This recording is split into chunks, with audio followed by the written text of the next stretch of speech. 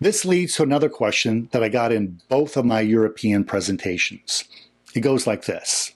Doug, I do my research on the internet, but there's so much incorrect information coming from other nail technicians and even other manufacturers. How am I supposed to separate the facts from the myths? That's a good one, because determining the fact from fiction is an age-old problem that's existed since the beginning of civilization. In other words, misinformation has always been a problem. The best solution to this dilemma was discovered about 2,500 years ago by a Greek philosopher named Socrates. Socrates and the people living in his time, they didn't have to deal with all the baloney that's too often circulated on the internet or by the news media. But they sure did have their own fair share of myths and misinformation to deal with. So Socrates developed a method to help him get the facts, and he taught his method to his followers. His method was so extremely successful that people faithfully and regularly use it to this day, 2,500 years later. Not many things can say that. This method is used by judges, lawyers, reporters, detectives, and scientists looking for the facts and clues about the facts.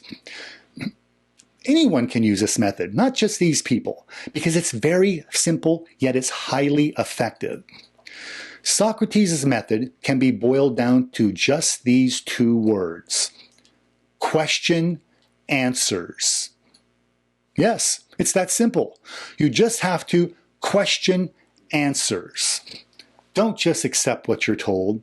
You don't need to do that. And that's how nail technicians are often fooled. Ask lots of questions and keep asking until you're satisfied that you fully understand. Start with the simplest question of all. Ask why. When someone tells you something that you're not sure is correct, ask them this question: why do you believe that is true? And then listen carefully to their answer for clues about what they're really trying to tell you. Or ask, how do you know this? Another interesting question to ask is, where does your information come from? And what does this information mean? My personal favorite is this: please help me understand why I should believe this. If you aren't following what a person means and they start making all kinds of claims, ask them, why is this information important? Help me understand. Or here's another one: explain that to me in a different way so that I can understand. Or, of course, the old basic, what does that mean? These are just a few examples of the type of open-ended questions that can help you get better research done and get a deeper understanding about any issue. Some people just don't know what they're talking about, so they'll have a hard time answering such questions. And those who want to deceive you will hate being questioned, and they'll be much more careful in the future to ensure their claims are based on some sort of fact, just in case you ask again. In either case, if someone doesn't know the facts, that will usually become more obvious when these types of questions are asked. And those who don't want you to know the facts will often become extremely uncomfortable with these tactics.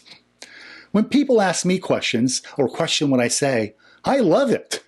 It gives me an opportunity to explain my thought processes in greater detail, and it lets me know that the questioner is interested enough to want to understand better what I'm saying.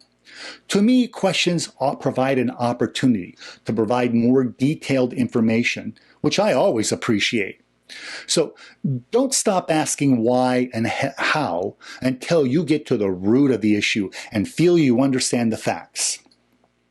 Make the person answering the questions, clarify their reasoning and information so you can better understand what they're saying. That's job number one to get done, in my view.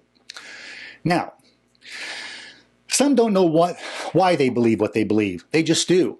And many times people act like they're positive about their answers.